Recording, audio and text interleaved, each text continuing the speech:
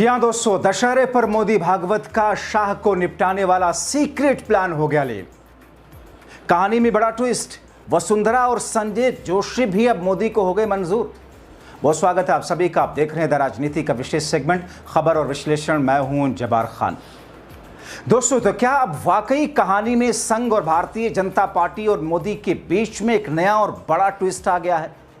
आखिर वो अमित शाह जो कि मोदी की परछाई बन करके या एक तरीके से मोदी के सबसे खास और लक्ष्मण की भूमिका में हमेशा से रहे हैं, क्या उन्हीं को निपटाने का प्लान मोदी को तैयार करना पड़ा? क्योंकि अगर ऐसा नहीं मोदी करेंगे तो फिर मोदी खुद निपट जाएंगे।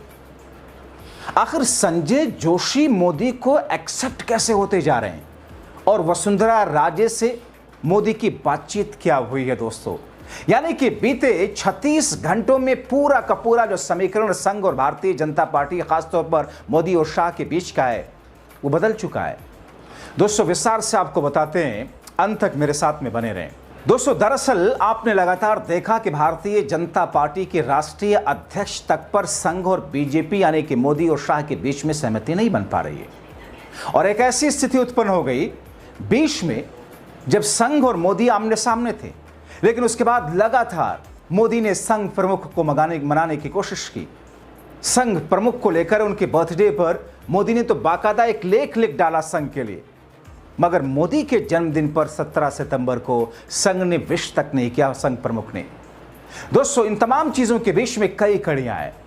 कई सारे लोग ये कहते हैं कि दरअसल संघ को अमित शाह किसी भी हाल में मंजूर ही नहीं है।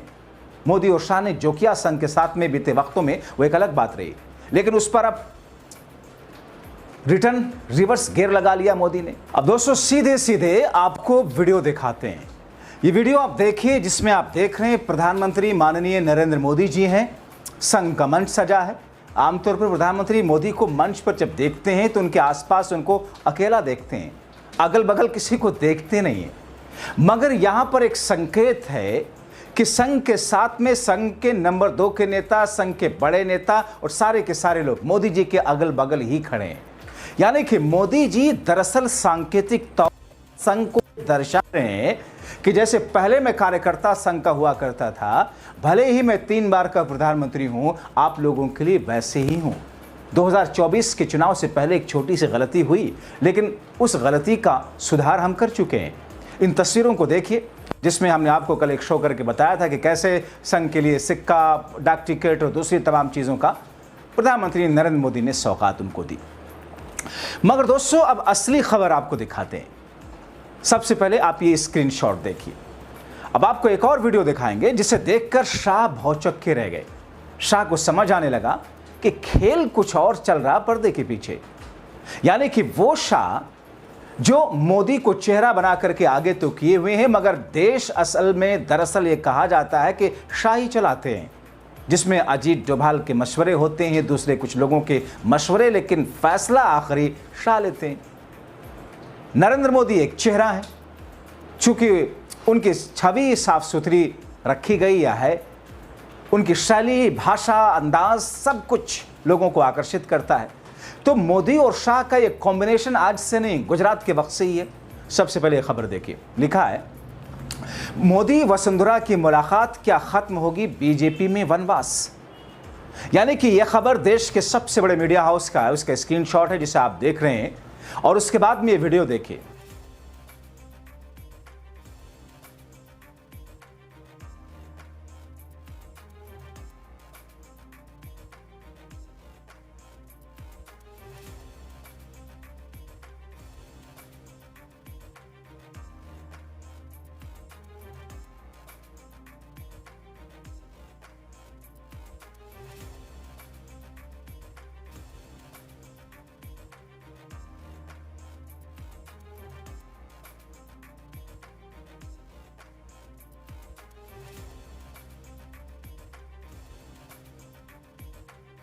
दोस्तों, आपने ये वीडियो देखा, आप इस वीडियो को देखिए कैसे प्रधानमंत्री नरेंद्र मोदी राजस्थान के बांसवाड़ा में मंच पर हैं। अभी रिसेंटली ये फोटो है, वहां पर सबसे मुलाकात कर रहे हैं और फिर आगे बढ़ते हुए जैसे आगे बढ़े, सामने वसुंधरा राजे सिंधिया है। वही वसुंधरा राजे सिंधिया जिनको लेकर के राजस्थान में नारे लगवाए गए थे कि मोदी तुमसे बैर नहीं, वसुंधरा तेरी खैर नहीं। वही वसुंधरा राजे सिंधिया जिनके हाथ में पर्ची थमवा दी थी मोदी और शाह ने कि साहब अगला मुख्यमंत्री कौन है, इसका नाम इसमें आप ही पढ़ करके बताइए। वही वसुंधरा जो कि राजस्थान के मुख्यमंत्री लगातार रही और उसके बाद में माना गया कि इस बार भी वही रहेंगी, मगर ऐसा हुआ नहीं। लेकिन मोदी जब वसुंधरा के पास पहुंचे, आप वीडियो में देखिए तो कैसे वहां पर रुक जाते हैं और रुककर सिर्फ एक दूसरे को हाथ जोड़ करके ही जेस्चर नहीं दे रहे हैं, रुकते हैं 1 सेकंड, 2 सेकंड, 3 सेकंड, 4 सेकंड, करीब करीब 15 से 20 सेकंड रुकते हैं और बातचीत करते हैं। यानी कि दोस्तों वो वसुंधरा राजे सिंधिया जिनको अमित शाह, जिन्हें फूटी कौड़ी नहीं समाते हैं, यानी कि अमित शाह की नज़र में वसुंधरा राजे सिंधिया दरअसल उनकी निगाह की एक किरकिरी हैं। ठीक वैसे ही जैसे संजय जोशी प्रधानमंत्री नरेंद्र मोदी के लिए उनकी आंखों की किरकिरी है, एक ऐसा विरोधी शख्स संजय जोशी। तो ऐसे में मैं संजय जोशी पर आऊंगा, लेकिन उससे पहले वसुंधरा वाली बात समझिए। ऐसे में वसुंधरा राजे सिंधिया के साथ में मुलाकात में बातचीत में एक संकेत में एक लाइव कैमरों के सामने मतलब पूरा देश देख रहा, और देख नहीं रहा, पूरे देश को प्रधानमंत्री नरेंद्र मोदी दिखा रहे हैं। तो जब पूरे देश को दिखा रहे हैं तो फिर शाह के मैसेज क्या है?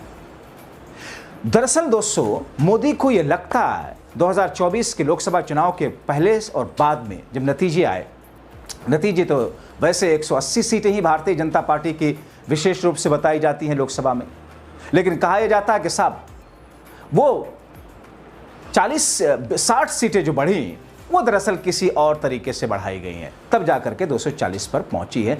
कुछ सर्वे भी, कुछ आंकड़े भी इस तरफ इशारा करते हैं।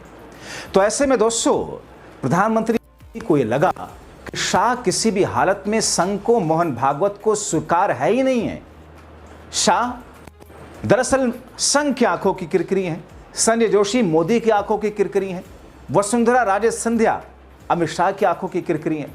और ऐसे में इन तमाम किरकिरियों के बीच में जब मोदी को इस बात का अवगत हुआ कि साहब उनकी कुर्सी अब खतरे में है क्योंकि मोहन भागवत ने कई बार संकेत दे दिया है, तो फिर ऐसे में क्या किया जाए? तो बीच का एक रास्ता निकाला गया। कहा गया, ऐसी खबरें सूत्रों के जरिए से सामने आई कि साहब मोदी को एक संकेत मिला कि साहब आपसे बहुत ज़्यादा बैर नहीं है, अपनी गलतियां सुधार लीजिए, आप रहिए, क्योंकि संघ को मोदी से ज़्यादा खतरा नहीं दिखता है, संघ को शाह से ज़्यादा खतरा दिखता है, क्योंकि शाह अपनी ही चलाते हैं। मोदी संघ के हिसाब से चलते थे, बीच में नहीं चले, लेकिन संघ के हिसाब से चलेंगे, क्योंकि मोदी को ज़रूरत है उस कुर्सी की पर बने रहने की। क्योंकि दोस्तों मेरे कुछ परिचित जानकार संघ के लोग हैं, 2017 की बात होगी जब मैं उनसे खुले मन से उनके विचारों को समझने की कोशिश कर रहा था, तो ये समझाया गया, बताया गया मुझे कि दरअसल संघ का अपना एक एजेंडा है, जिसे भी लोग उसे जिस तरीके से परिभाषित करें कि संघ देश के अंदर हिंदू राष्ट्र लाना चाहता है, संघ अपने हिसाब से ही देश को चलाना चाहता है, उसके लिए पॉलिटिकल विंग है भारतीय जनता पार्टी। और दरअसल संघ अपने लक्ष्य के घोड़े पर, रथ पर सवार है, और जब उस रथ का घोड़ा थक जाए तो घोड़े बदल दिए जाते हैं। अटल अडवाणी की बीजेपी थी तो अब मोदी और शाह की बीजेपी हो गई। ये भी थक जाएंगे संघ की नज़र में तो फिर इन्हें भी बदल दिया जाएगा। और दरअसल थकती हुई जो मिसाल है, जो मैसेज है, संघ ने उसे अपने जहन में बिठा लिया। और इसीलिए जब ये लगा कि संघ के लक्ष्य के रथ पर, या संघ का जो लक्ष्य है उस रथ पर संघ जो सवार है, उसके जो घोड़े थके हुए संघ की निगाह में लग रहे हैं, अब उनकी जगह कोई और लाए जाएंगे, तो फिर मोदी ने अपने राजनीतिक अनुभव से एक नया दांव चल दिया। हालांकि दोस्तों जब मैंने पहली बार इस खबर को देखा और समझा और मुझे इस बात के संकेत मिलने लगे, क्योंकि दोस्तों ये खबरें आपको किसी पोर्टल पर, अखबार में किसी जगह मिलेंगी नहीं, पर्दे के पीछे की जो खबरें छन छन के आए उसके हिसाब से मोदी ने दरअसल मैनेज करने की कोशिश की। जिसे कोई बिल, कोई कानून या कुछ संसद के भीतर पास कराना होता है तो फ्लोर मैनेजमेंट किया जाता है, तो मोदी ने दरअसल संघ मैनेजमेंट करने की कोशिश की। और ऐसे में शाह की कुर्बानी तक देने के लिए मोदी तैयार हो गए, क्योंकि मोदी ये जानते हैं प्रधानमंत्री की कुर्सी अगर नहीं रही, मोदी ये जानते हैं राष्ट्रपति की कुर्सी अगर प्रधानमंत्री की कुर्सी जाने के बाद नहीं मिली, मोदी ये जानते हैं और फिर सत्ता का परिवर्तन केंद्र में हुआ, तो फिर मोदी के साथ में विपक्षी पार्टियां उनकी जो नीतिगत गलतियां रही, उनके जो कदम उठाए गए, कई सारे ऐसे मामले हैं जिन पर बहुत सारे केसेस बनेंगे, ये राजनीतिक जानकार बताएंगे। तो ऐसे में मोदी दरअसल अपने नजरिए से सारी चीजों को साइडलाइन करके, जिसमें शाह भी साइडलाइन हो रहे हैं, ये कहा जा रहा है। हालांकि आगे की तस्वीरें आने वाले दिनों की बताएंगी कि दरअसल स्थिति है क्या।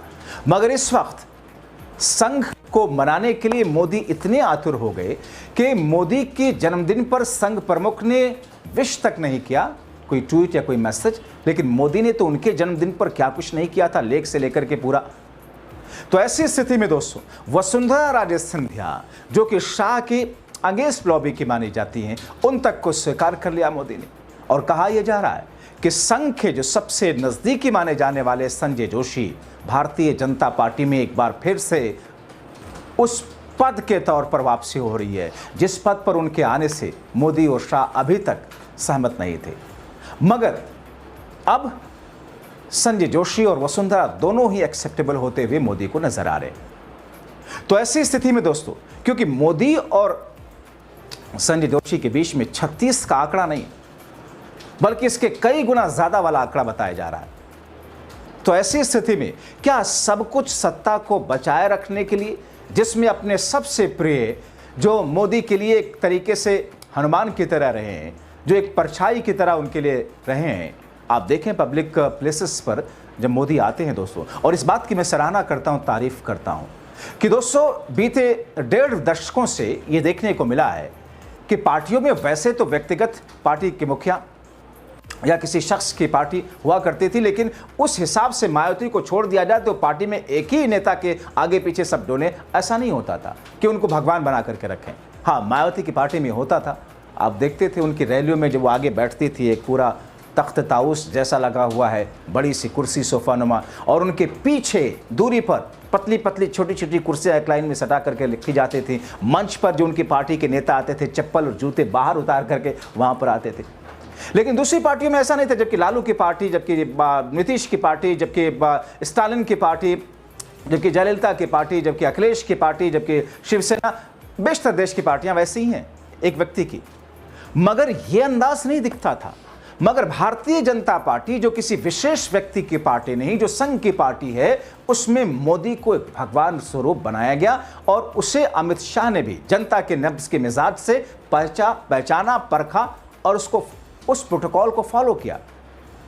जब मोदी निकलते थे तो अमित शाह हाथ जोड़ करके ऐसे गाड़ी से मोदी के उतरते ही अभी भी अमित शाह खड़े होते हैं। ऐसा लगता है कि जैसे किसी बड़े दफ्तर में, मल्टीनेशनल कंपनी में, वहाँ का जो ऑनर है वो एंट्री ले रहा हो और दफ्तर के कार्यकर्ता, कर्मचारी या फिर इंटर्न बच्चे, इंटर्न लोग किस तरीके से खड़े हो जाए। तो वो स्थिति अभी भी मोदी के सामने शाह दर्शाते हैं, क्योंकि इसका फायदा है। जनता को लगता है कि अगर शाह मोदी के सामने हाथ जोड़े रहते हैं, पूरी पार्टी मोदी के सामने हाथ जोड़ी रहती है, तो फिर उनके कार्यकर्ता, उनके नेता एकजुटता रहती है और मोदी ने जो कह दिया वही आखिरी सत्य हो जाता है। दूसरी पार्टी में ऐसी स्थिति नहीं।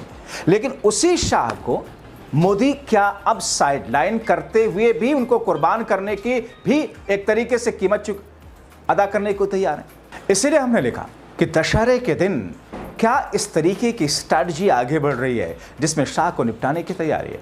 आप क्या सोचते हैं? अपनी राय, अपना विश्लेषण कमेंट बॉक्स में जरूर लिखें। स्वागत है आप सभी का, बहुत शुक्रिया।